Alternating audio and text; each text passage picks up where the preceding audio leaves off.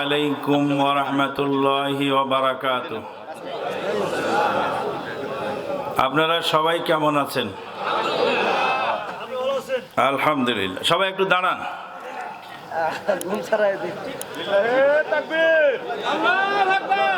অলসতা ঝেড়ে ফেলেন, কমর সোজা করেন, সামনে ফাঁকা জায়গা পূরণ করে বসে পড়েন। ফাঁকা জায়গা পূরণ করে বসে পড়েন। সাইড থেকে চেপে যান, সাইডে পিছনে খালি থাক, কিন্তু সামনে যেন খালি না থাকে। ইন্নাল হামদালিল্লাহি ওয়াহদা ওয়াসসালাতু ওয়াসসালামু আলা মান লা নাবিয়্যা বা'দা ওয়া আলা আলিহি ওয়া আসহাবিহি ওয়া মান তাবিআহুম বিইহসানিন ইলা ইয়াউমিদ্দিন, আম্মা বা'দ। ফাকাদ আরশাদাল বারি ফি মু'যামি তানজিলিহি ওয়া আযীমি খিতাবিহি। বা'দ আউযু বিল্লাহি মিনাশ শাইতানির রাজীম। ইউরিদুনা লিইউতফিউ নূরাল্লাহি বিআফওয়াহিহিম ওয়াল্লাহু মুতিম্মু নূরিহি ওয়ালাউ কারিহাল কাফিরুন। ওয়া ক্বালান নাবিয়ুল আমিন সাল্লাল্লাহু আলাইহি ওয়াসাল্লাম, ইন্না হাযিহিল কুলুবা তাসদাউ কামা ইয়াসদাউল হাদিদু ইযা আসাবাহুল মা। قيل وما ضلعها يا رسول الله؟ قال كثرة ذكر الموت وتلاوة القرآن أو كما قال عليه الصلاة والسلام। যাবতীয় প্রশংসা সেই মহান আল্লাহ পাকের জন্য, যিনি কিয়ামতের ময়দানে সালাতের হিসাব নেবেন। এ বাবা, ওই টাকা অন্য জায়গায় কোনো ফাঁকে নিয়ে যাও, এখানে ডিস্টার্ব হবে। একটু কোনো মসজিদের মধ্যে নিয়ে যাও টাকা, ওখানে যাই গোনো, হিসাব কিতাব করো। জাযাকাল্লাহ খায়ের। যাবতীয় প্রশংসা সেই মহান আল্লাহ পাকের জন্য, যিনি হাসরের ময়দানে সর্বপ্রথম সালাতের হিসাব নেবেন।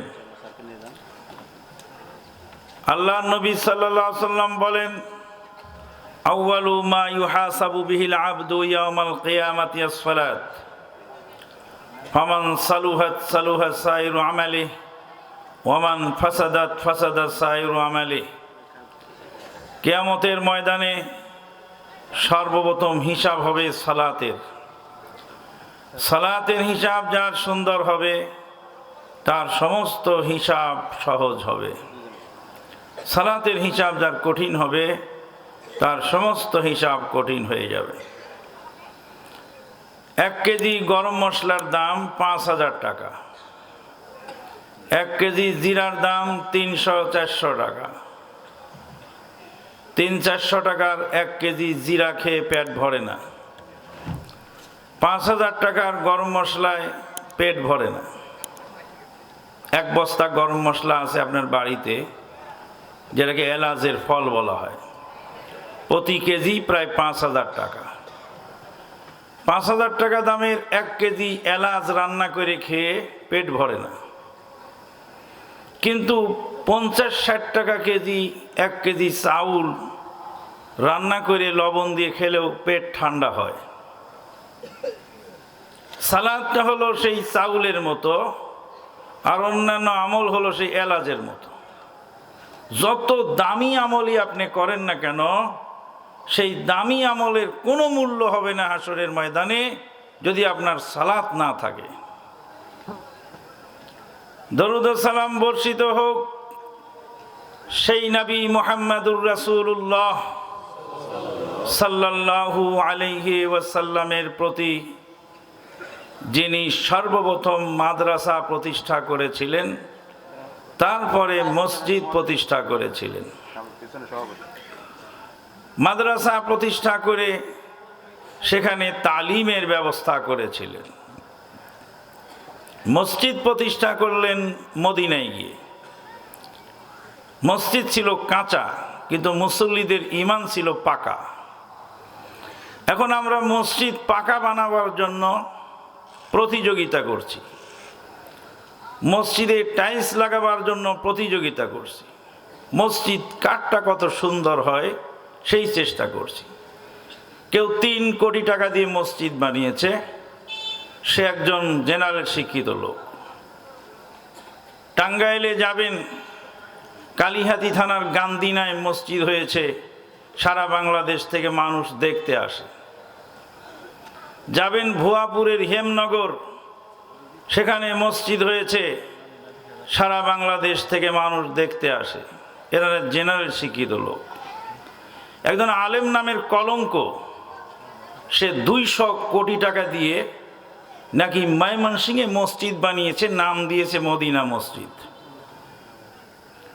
মসজিদ মদিনা নাম দিয়ে, কিন্তু সালাত হচ্ছে কুফা আর বাগদাদের।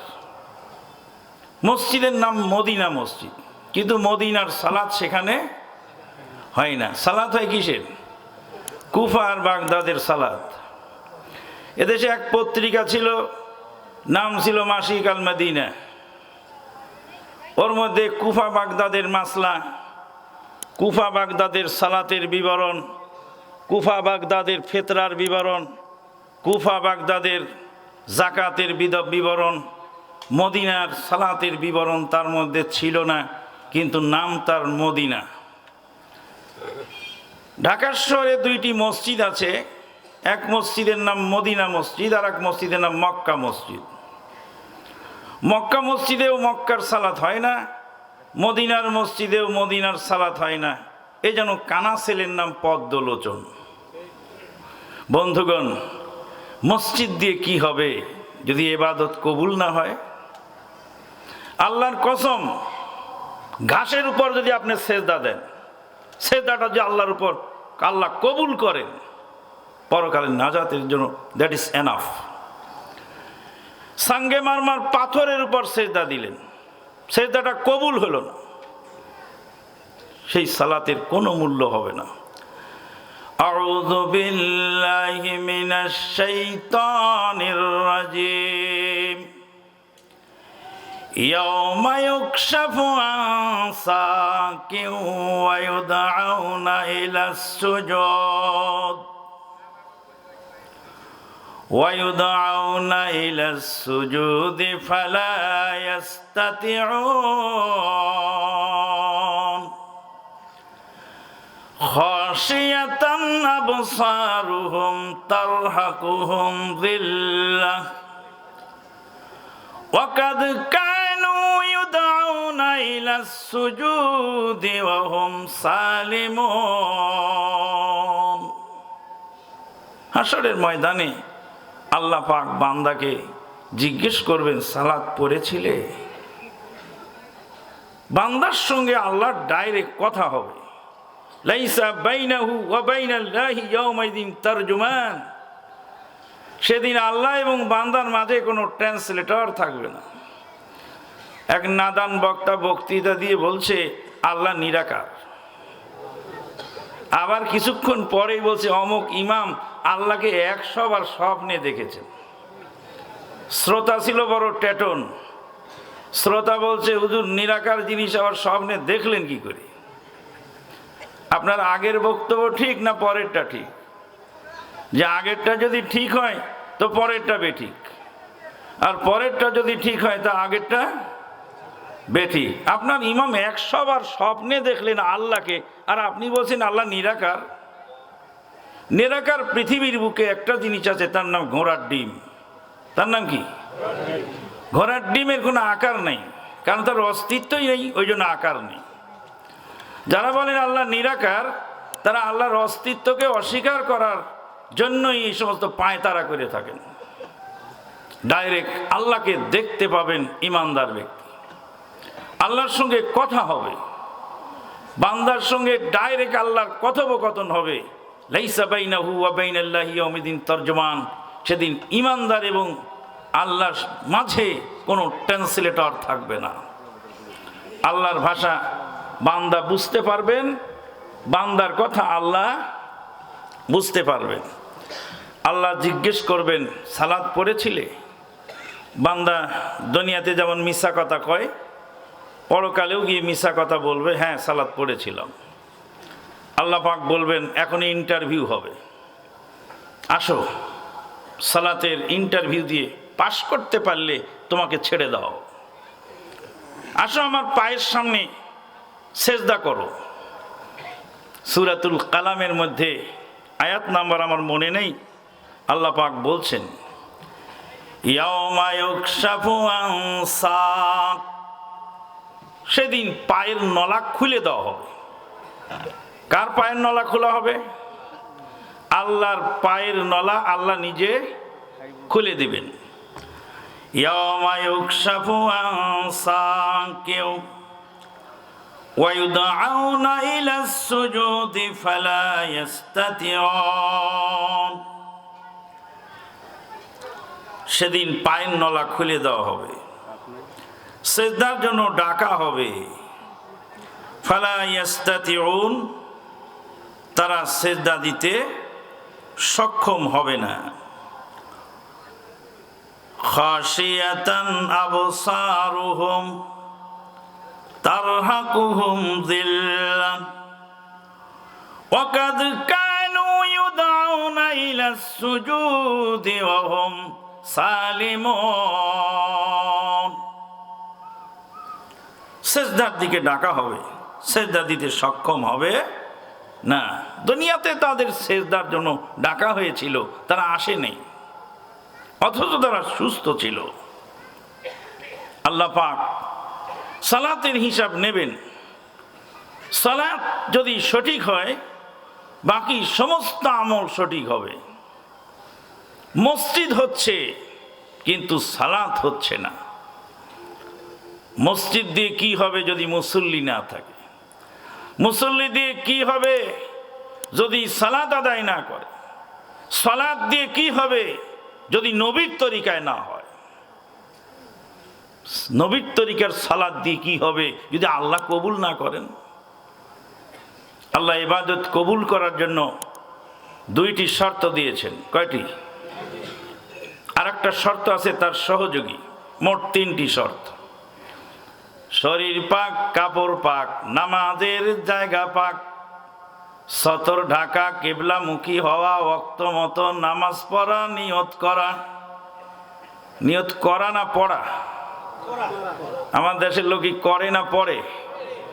পড়ে, অনেকে পড়ে অনেকে করে। নিয়ত করা ওর কেতাবেও লেখা আছে।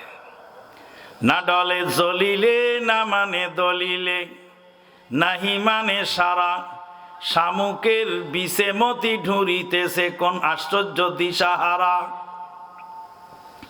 ওর দলিল নিজেই মানেন, কারণ কিতাবে সালাতের বাহিরে এবং ভিতরে 13 ফরজ লেখা আছে। তার মধ্যে শেষেরটা হলো নিয়ত করা। নিয়ত করা আর পড়া কি এক জিনিস? তো নিয়ত করতে হবে না পড়তে হবে? শরীর পাক, কাপড় পাক, সালাতের জায়গাটাও পাক হতে হবে। মক্কার আবু জাহেল বুঝেছিল, আমরা বুঝি না। মক্কার আবু জাহেল কাবাঘর পুনর্নির্মাণ করবে, মক্কার কাফেরেরা কাবাঘর পুনর্নির্মাণ করবে। তারা ঘোষণা দিল কাবা নির্মাণের মধ্যে তোমরা হারাম টাকা কেউ দিও না, যা যেটুক পারো হালাল সম্পদ থেকে কাবা পুনর্নির্মাণ দাও। আল্লাহর ঘর, এখানে হারাম জিনিস কেউ দিও না। মক্কার কাফেরেরা ঘোষণা দিল, লিডারেরা। সেই ঘোষণা অনুযায়ী চাঁদা কালেকশন হলো। যে চাঁদা কালেকশন হলো তা দিয়ে কাবা ঘর পূর্ণাঙ্গভাবে পুনর্নির্মাণ সম্ভব নয়। কুরাইশ নেতারা, মক্কার লিডারেরা পরবর্তীতে আবার মিটিং দিল। টাকা তো কম পড়ে গেল, হালাল টাকায় তো কাবা ঘর হচ্ছে না, হারাম টাকা কি যোগ দেব? বলো না, হারাম টাকা আল্লাহর ঘরে আমরা লাগাবো না। কাবা ঘর এখন যেভাবে দেখেন 4 কোণা, ওরকম 4 কোণা নয়, একদিকে একটু লম্বা বেশি। কাবা ঘরের পাশে যেটা হাতিমে কাবা, এটাও কাবার অংশ। কথা কি বোঝা যায়? এটাও কাবা ঘরের ভিত্তির অংশ। তারা বললো আমাদের টাকায় যেটুক হয় সেটুক আমরা করি, বাকিটুক বাদ পড়ে থাকুক। আল্লাহু আকবার। মক্কার কাফেররা কাবাঘর পুনর্নির্মাণ করতে গিয়ে কাবাঘরের ভিত্তির কিছু অংশ বাদ রেখে বাকিটা কমপ্লিট করলেন, কিন্তু হারাম টাকা তার মধ্যে মিলালেন না। আমরা এখন কি করছি? সুদখোর, ঘুষখোর, মদখোর, জুয়াচোর, তারিখখোর সব মিলে মসজিদ বানাচ্ছি। কার টাকার টাইলস বিছালেন আপনি? ওই টাইলসে সেজদা দিলে আল্লাহ যদি বলেন সুদের টাকার টাইলস, তোমার ইবাদত আমি নিলাম না, উপায় কি হবে আমার? আপনারই বা উপায় কি হবে? বন্ধুগণ, ওয়াজ জীবনে বহুত শুনেছেন। ওয়াজ তো খালি শুনলে হবে না, আমলেও আনতে হবে। এতটুকু তো বলতে পারি যে বাবা, তুমি যেটুকু মসজিদে দান করো তোমার হালাল টাকা থেকে দান করো। হালাল টাকা কিভাবে পাওয়া যায়? অনেক মানুষ হজে যায়, চাকরির টাকার মধ্যে সন্দেহ আছে, ব্যবসার টাকার মধ্যে সন্দেহ আছে, বাপ থেকে খানিকটা জমি পেয়েছে, বাপের মিরাস, এটা কি সন্দেহযুক্ত? না। বাপ হারাম খেয়েছে না হালাল খেয়েছে সেটা হলো বাপের ব্যাপার, কিন্তু ছেলে যেটুকু পেল এটা ছেলের জন্য বিলকুল হালাল। স্বামী তার স্ত্রীকে মহারানা দিয়েছে, স্বামী ডাকাতি করে এনে দিল না চুরি করে দিল সেটা স্বামীর ব্যাপার, কি স্ত্রীর মহারানা পাওনা হক এটা স্ত্রীর জন্য 100% হালাল। এই সমস্ত টাকা হয় হালাল। হালাল টাকা আমরা ব্যবহার করতে পারি। পরিবেশ চেঞ্জ হয়ে যাবে, পরিবেশ সুন্দর হবে। আপনাদের মসজিদের সভাপতি সাহেবকে দেখলাম, দেখে কলিজা ঠান্ডা হয়ে গেল। আলহামদুলিল্লাহ, চেহারাটা সুন্দর আছে। সুন্দর মানে দাড়ি আছে চেহারায়, কিন্তু অনেক মসজিদের সভাপতি আছে দাড়িও নাই, মুছও নাই। সমাজের অপদার্থ লোককে মসজিদের সভাপতি বানিয়ে দিয়েছে। কেন বানায় যে এদেরকে বোঝা যায় না। বলছিলাম, ইবাদত কবুলের জন্য একটা সহযোগী শর্ত, সেটা হলো পবিত্রতা থাকতে হবে। কাপড়ের পবিত্রতা থাকতে হবে, মালের পবিত্রতা থাকতে হবে, শরীরের পবিত্রতা থাকতে হবে। 2 নম্বর শর্ত হলো শিরিক মুক্ত ইবাদত হতে হবে। ইবাদতের মধ্যে কোনো শরিক চলবে না। আল্লাহ পাক বলেন, ফামান কানা ইয়ারজু লিকা রাব্বিহি ফালইয়ামাল আমালান সালিহান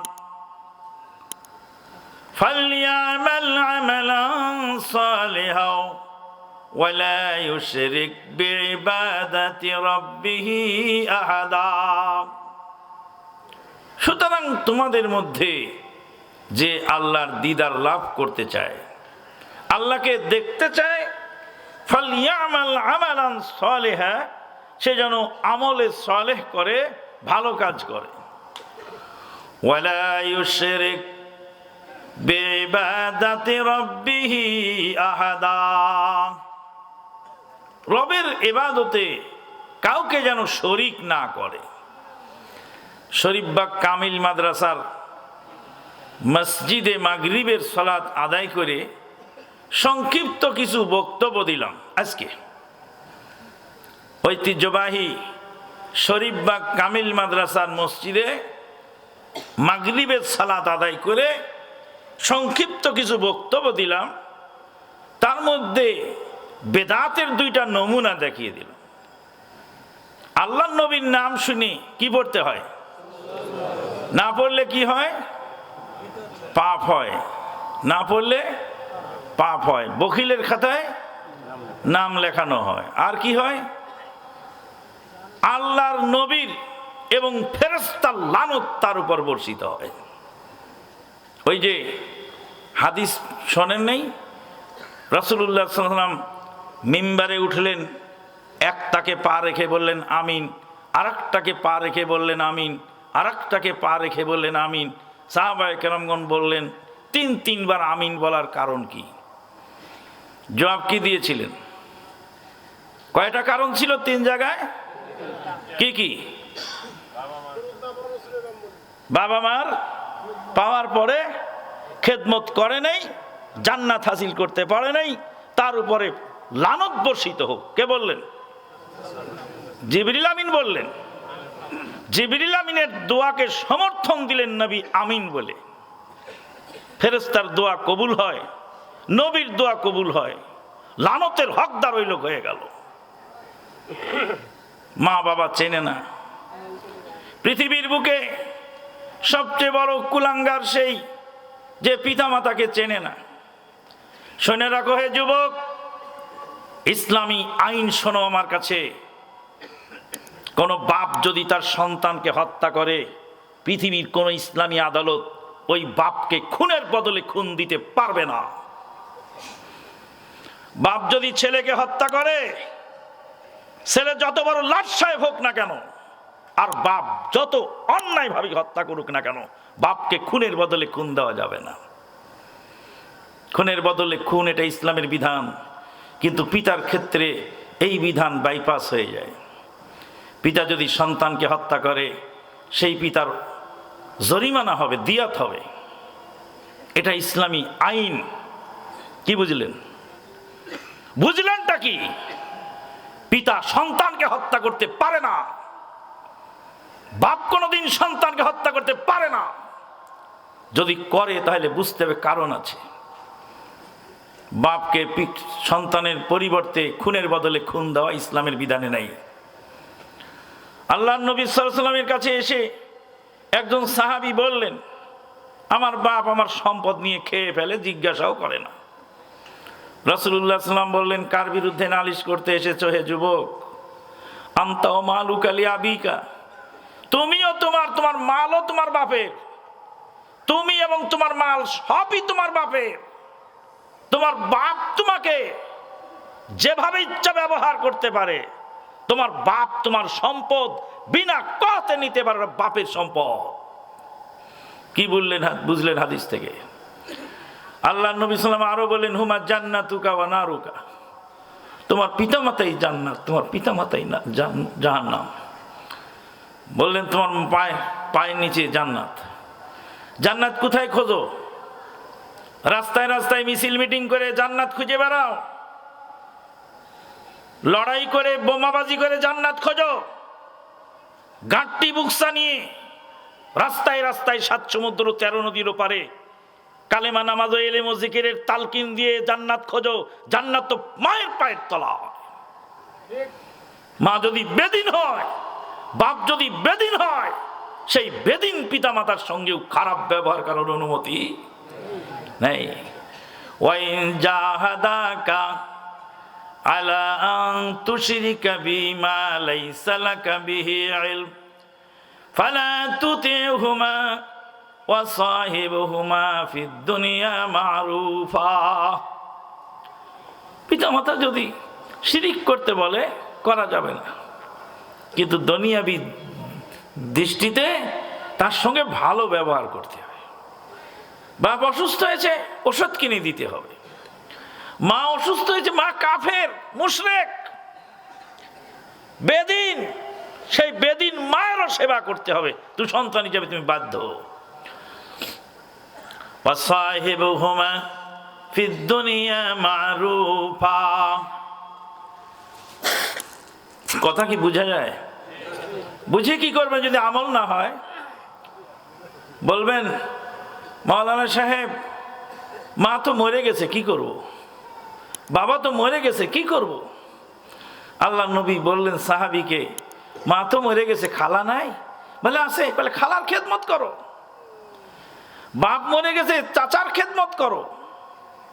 চাচার সাথে জমিন নিজি গোলমাল, চাচাকে আধার জায়গা ছেড়ে দিতে পারো না?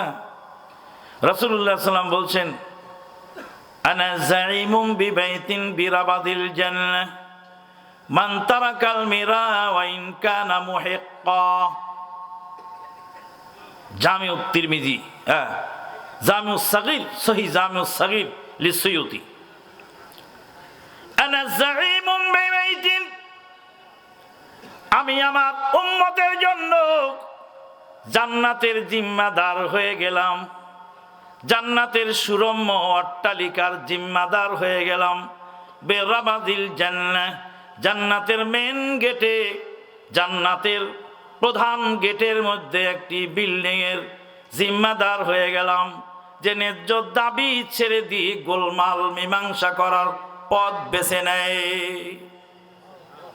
জান্নাতের মেন গেটের একটা বিল্ডিং, কি বুঝলেন?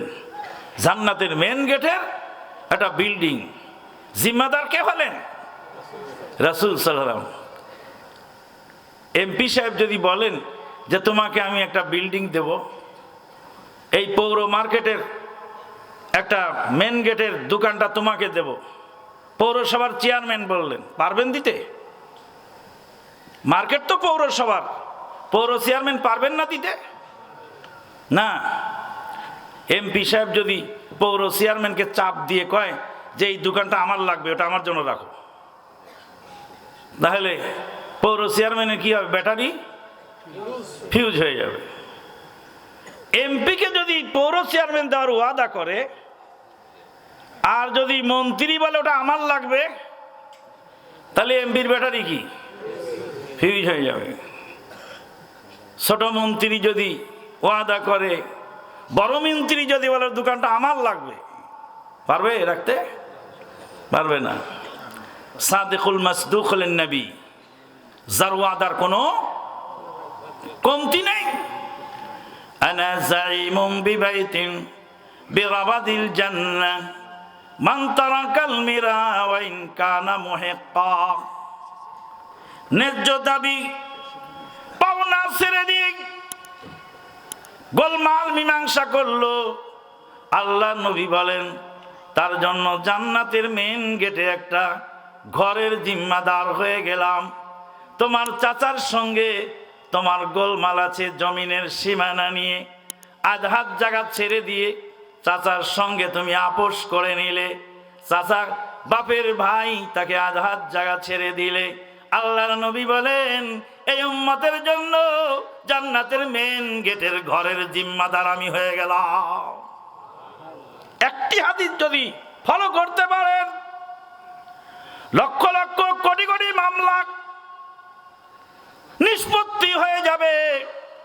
মুহাম্মাদুর রাসূলুল্লাহ সাল্লাল্লাহু আলাইহি ওয়াসাল্লামের সবক আমরা গ্রহণ করতে রাজি নই। বন্ধুগণ, বলছিলাম বাপ মরে গেছে, চাচার খেদমত করো, বাপের বন্ধুর খেদমত করো। স্ত্রী মারা গেছে, স্ত্রীর বান্ধবীর খেদমত করো। স্ত্রীর বান্ধবীর খেদমত করো মানে কি? বেপরদায় তার সাথে চলো না। আল্লাহ নবীর বাড়িতে ছাগল জবাই হলে নবী সাল্লাল্লাহু আলাইহি ওয়াসাল্লাম বলতেন, ছাগলের রান কেটে বলে, আয়েশা খাদিজার বান্ধবীর বাড়িতে, আমার খাদিজা যখন আমার স্ত্রী ছিলেন, আমার দিনপথ তখন ভালো চলতো না। আজকে আল্লাহ সুখের দিন দিয়েছেন, ছাগল জবাই করা হয়েছে, ছাগলের রানটা নিয়ে খাদিজার বান্ধবীদের বাড়িতে দিয়ে দাও, কারণ আমার খাদিজা ছাগলের রান বড়ই পছন্দ করতেন। মা মরে গেছে, মায়ের বান্ধবী আছে না, তাদের সাথে ভালো ব্যবহার করুন, তাদেরকে কিছু হাদিয়া তোহফা দিয়ে দিন। আরেকজনকে যে দরুদ পড়ে, নবীর নাম শোনে কিন্তু দরুদ পড়ে না। আরেকজনকে রমাদান মাস পেল, গুনাহ খাতা ক্ষমা করতে পারল না। তিনজনের উপর লানত বর্ষণ করলেন জিবরিল ফেরেশতা, আল্লাহ নবী আমিন বললেন। তাইলে দরুদ পড়তে হবে নবীর নাম শুনলে। কিন্তু এমনও জায়গা আছে যেখানে নবীর নাম শুনে দরুদ পড়া জায়েজ নাই। সে কোন জায়গা? আশহাদু আন্না মুহাম্মাদার রাসূলুল্লাহ, এখানেই থামবেন না, সাল্লাল্লাহু আলাইহি সাল্লাম বলবেন। সাল্লাল্লাহু আলাইহি সাল্লাম বলার অনুমতি নেই। যদি আপনি সাল্লাল্লাহু আলাইহি সাল্লাম বলেন, তো আযানের শব্দ আপনি ইচ্ছা করে বাড়ায় ফেললেন। মুহাম্মাদুর রাসূলুল্লাহ ওয়াল্লাযীনা মাআহু আশিদ্দাউ আলাল কুফফারি রুহামাউ বাইনাহুম। কোরআনে আছে কিনা? কোরআন পড়ার সময় কি কোন সূরা? সূরা ফাতহ। মাশাআল্লাহ, আহসানত। মুহাম্মাদুর রাসূলুল্লাহ ওয়াল্লাযীনা মাআহু আশিদ্দাউ আলাল কুফফারি রুহামাউ বাইনাহুম। কোরআনের মধ্যে মুহাম্মদ সাল্লাল্লাহু আলাইহি ওয়াসাল্লামের নাম আছে ওমা মুহাম্মাদুন ইল্লা রাসূল কাদ খালাত মিন ক্বাবলিহির রাসূল। কোরআনের মধ্যে যতবার নবীর নাম আছে, নবীর নাম শুধু পড়তে হবে গো সাল্লাল্লাহু আলাইহি ওয়াসাল্লাম পড়া হারাম। হালাল না হারাম? কেউ যদি পড়ে ওমা মুহাম্মাদুন সাল্লাল্লাহু আলাইহি ওয়াসাল্লাম ইল্লার রাসূল হবে। যদি কেউ পড়ে তো বলবো তাসলিমা নাসরিনের চেয়েও খারাপ। কার চেয়ে খারাপ? তাসলিমা নাসরিন বলছে কোরআন বদলানো দরকার, আর এই লোক তো কোরআন বদলায় ফেলেছে। কোরআনের আয়াত সংযোজন বিয়োজন করার অধিকার আপনার আমার নাই। নারায়ণগঞ্জ গেছিলাম, এক মসজিদে সালাত আদায় করলাম, ইমাম সাহেব পড়ছেন মুহাম্মাদুর রাসূলুল্লাহ, দাঁড়িয়ে গেল, পিছনে সব মুক্তাদি বলছে সাল্লাল্লাহু আলাইহি সাল্লাম। আমি বললাম তাহলে মুহাম্মাদুর রাসূলুল্লাহ কোরআনে পড়ে যদি সাল্লাল্লাহু আলাইহি সাল্লাম পড়তে হয় তো দাউদ, সুলাইমান, আইয়ুব, নূহ, ইব্রাহিম, ইসমাইল সমস্ত নবীর নামে আলাইহিস সালাম পড়ো। ওয়াইদ ক্বালা মূসা আলাইহিস সালাম চলবে? কথা বলেন, চলবে না। কেন? ওয়াইদ ক্বালা মূসা লিকওমিহি, আল্লাহর কোরআনে আলাইহিস সালাম নাই। কোরআন তেলাওয়াতের সময় আলাইহিস সালাম বলার অধিকার নাই। তাই তো বলছিলাম নবীর নাম শুনে দরুদ পড়তে হবে, দরুদ না পড়লে সে বাখিল হয়ে যাবে। কিন্তু এমনও জায়গা আছে যেখানে দরুদ পড়ার পরে সাল্লাল্লাহু আলাইহি সাল্লাম পড়া চলবে না। কোনটা চলে আর কোনটা চলে না এটা বুঝার জন্য প্রয়োজন এলেম। আজকে আমরা না বুঝি অনেকে আমল করি, যার যা মনে ধরে সে তা করে।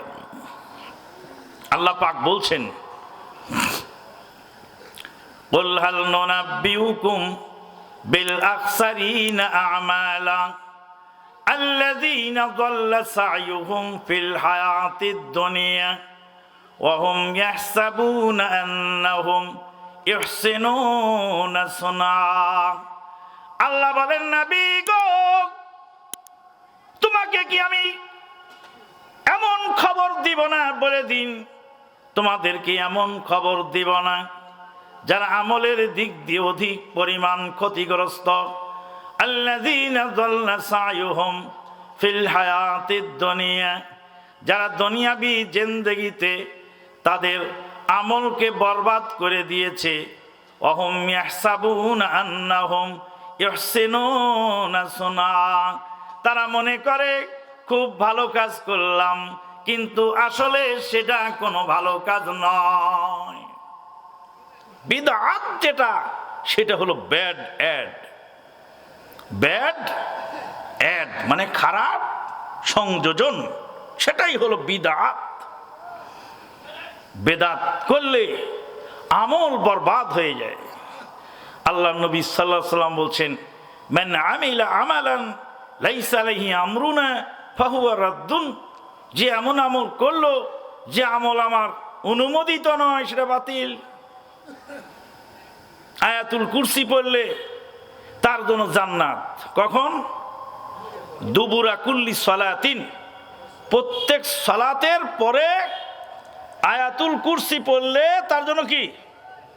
জান্নাত। যায় না কেন? মরে না এই জন্য যায় না, মরলেই জান্নাত।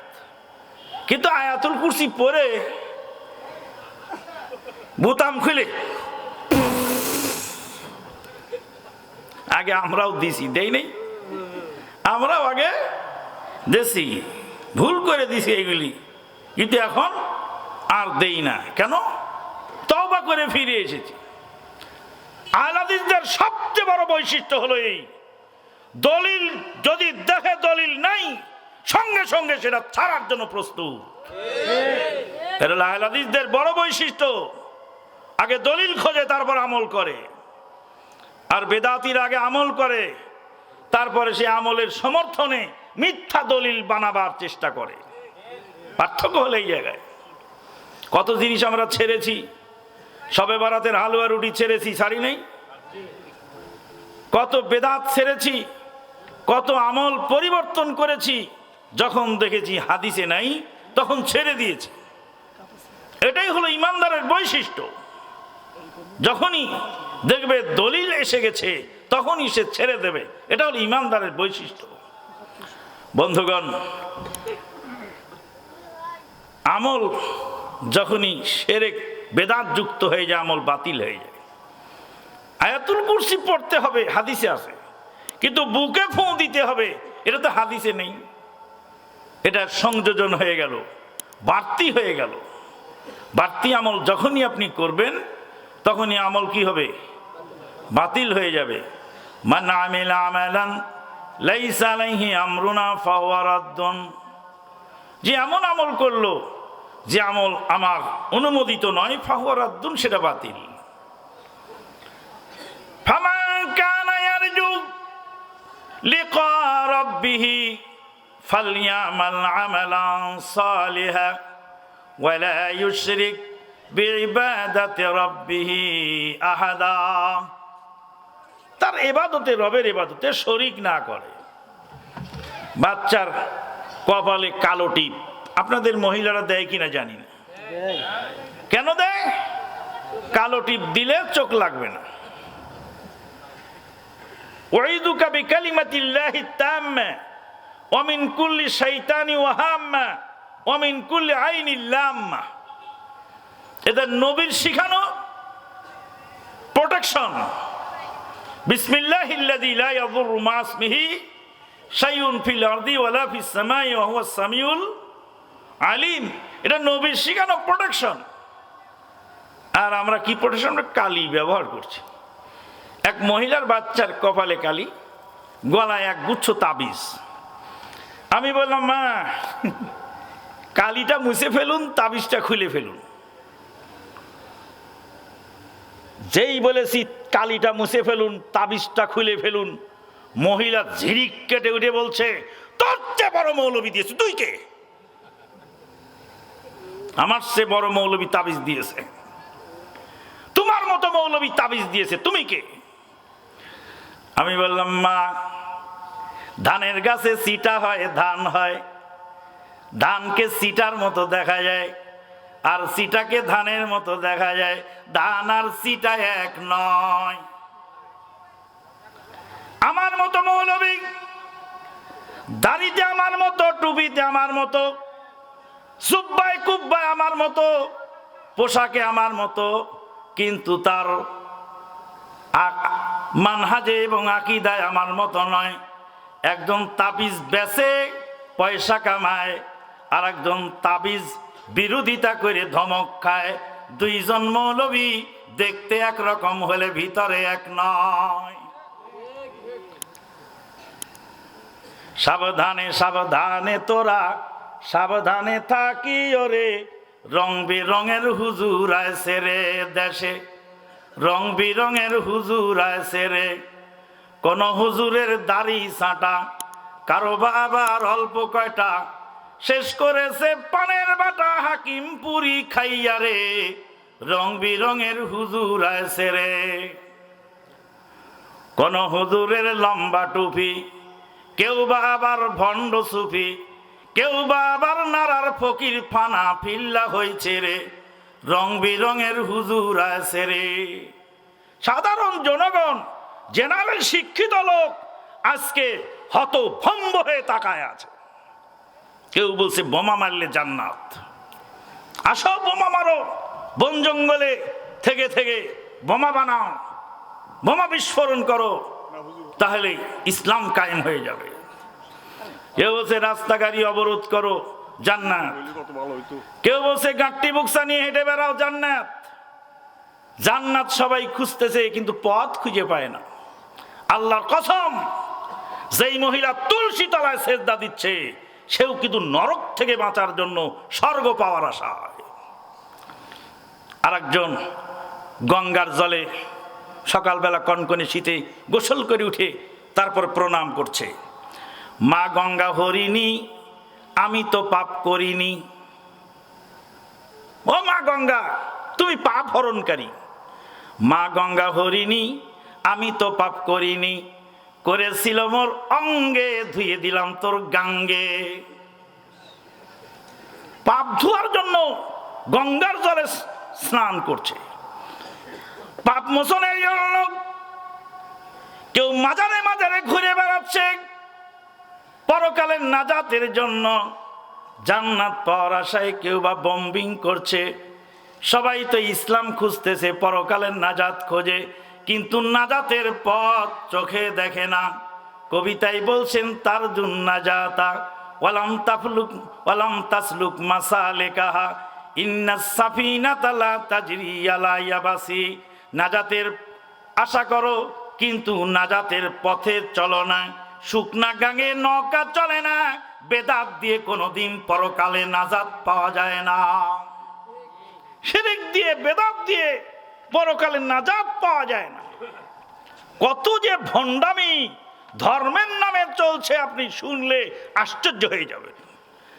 এক ভণ্ড গান গাচ্ছে, কেরামান কাতেবিন রোজ হাসরের দিন আল্লাহ তাআলার দরবারে যদি করেন অভিযোগ, আমি বলবো দুনিয়ায় ছিলাম খাজা বাবার লোক। কেরামান কাতেবিন যদি আমার নামে অভিযোগ করে আল্লাহর কাছে, আমি বলবো দুনিয়ায় খাজা বাবার লোক ছিলাম।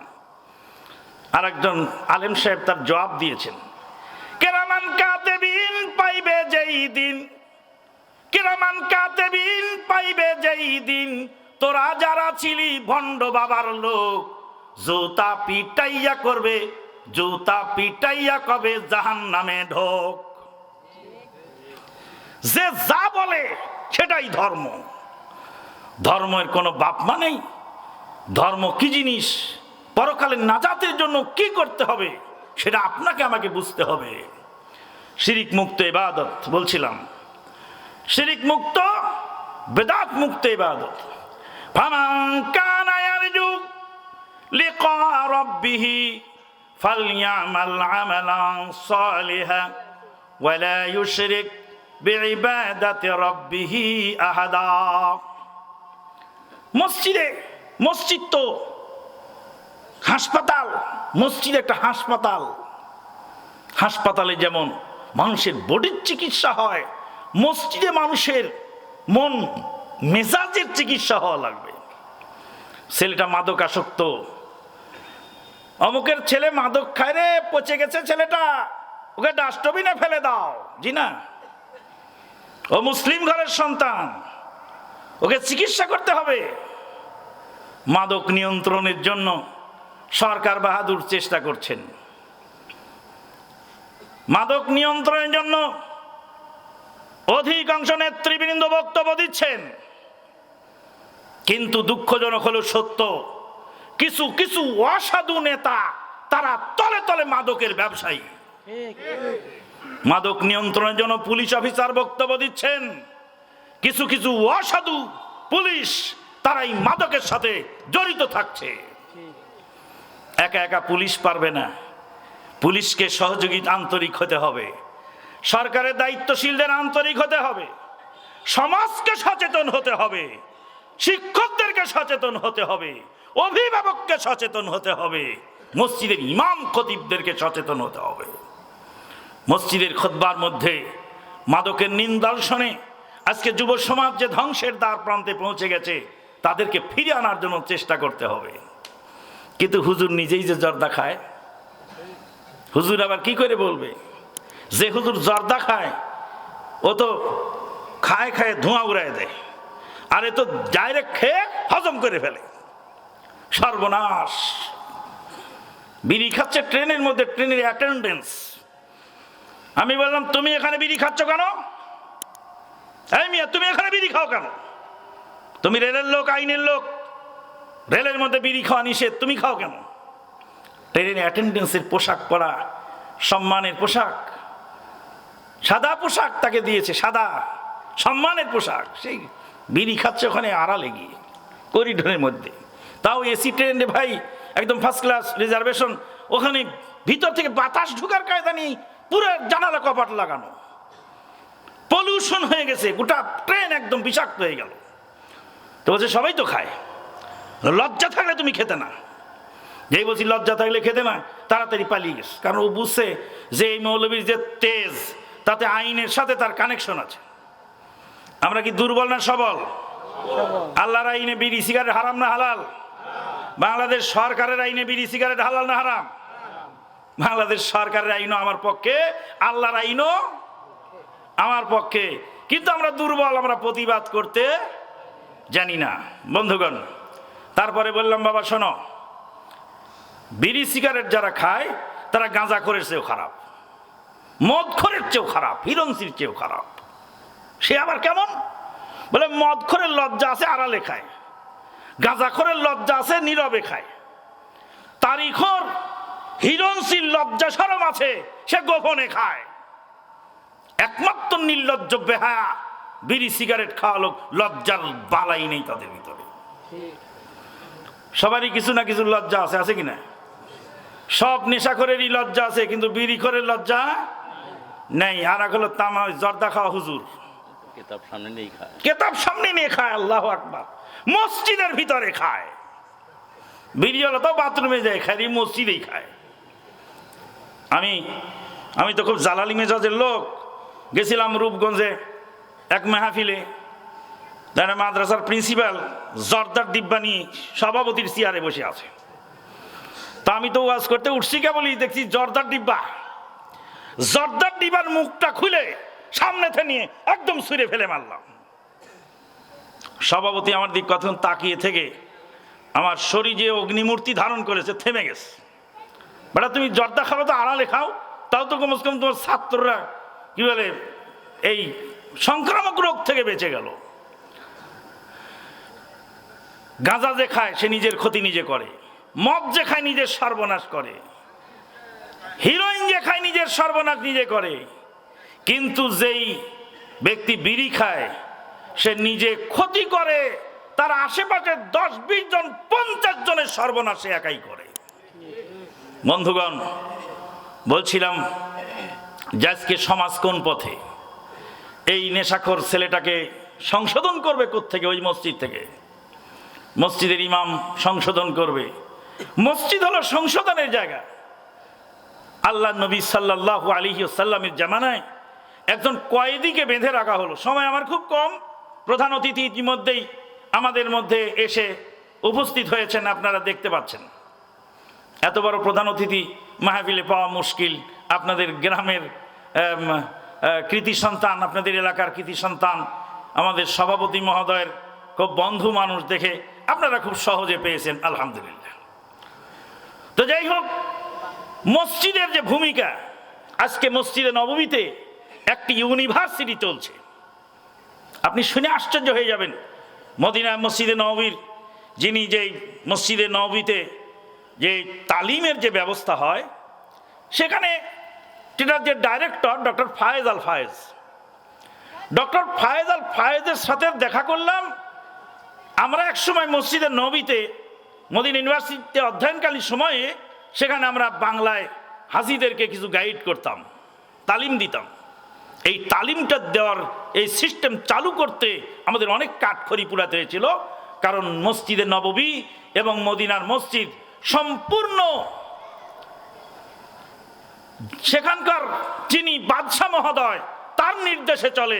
এটা কোনো মন্ত্রণালয়, এটা কোনো অফিসের আন্ডারে নেই।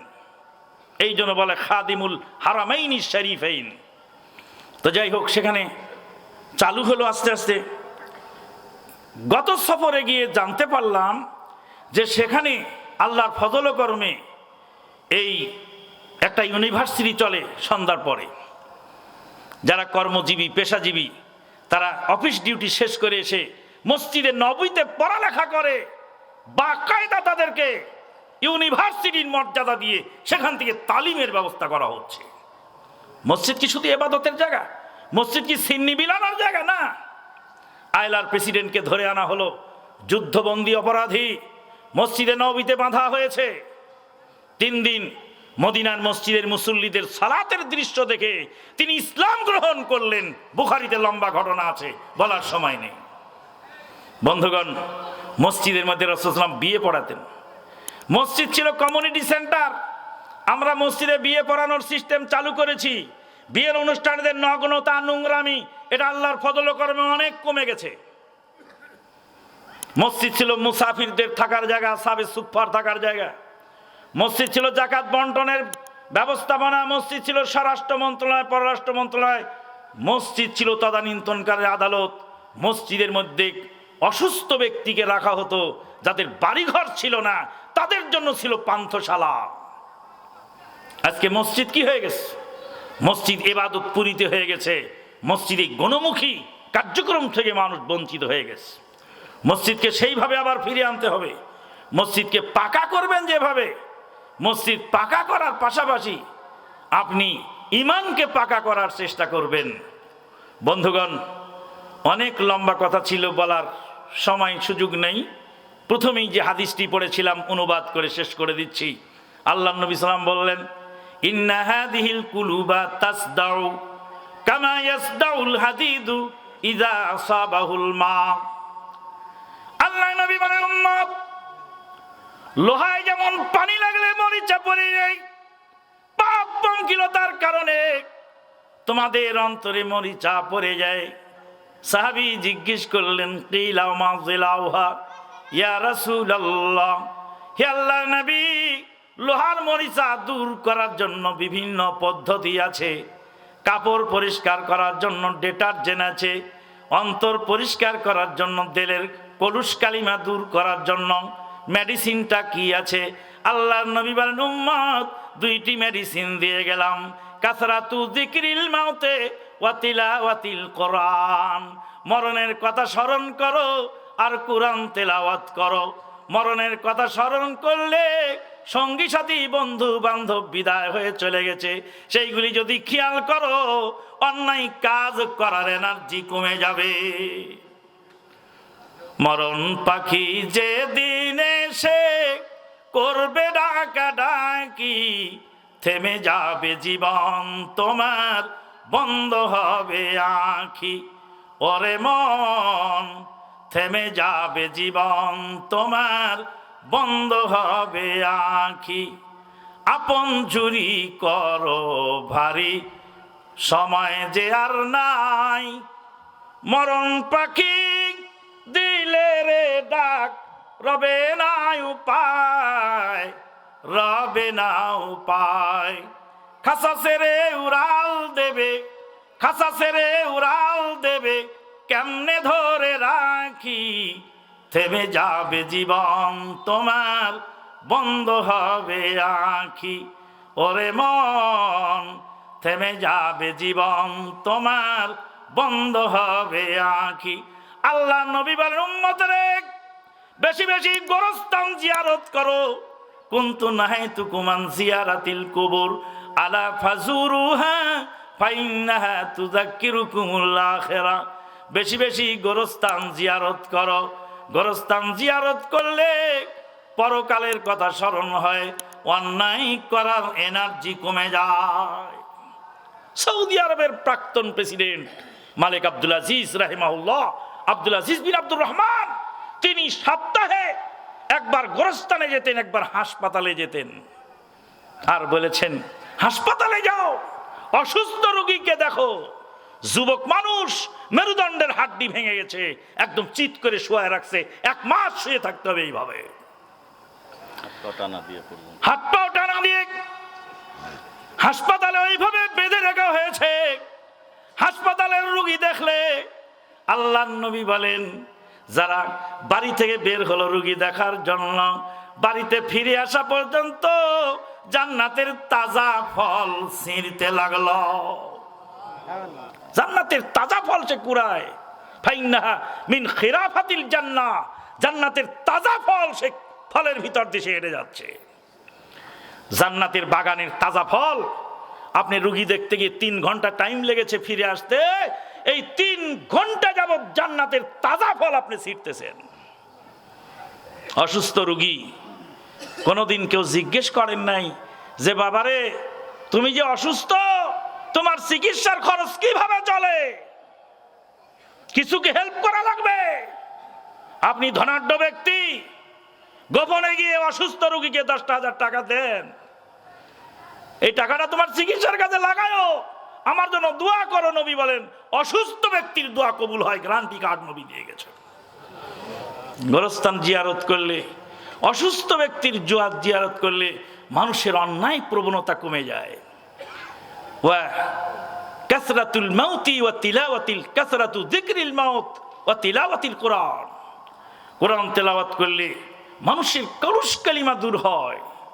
বন্ধুগণ, আমলকে পরিবর্তন করার জন্য, মনকে পরিবর্তন করার জন্য আজকের বক্তব্য শেষ হাদিস। রাসূলুল্লাহ সাল্লাল্লাহু আলাইহি ওয়াসাল্লাম বলেছেন ইন্না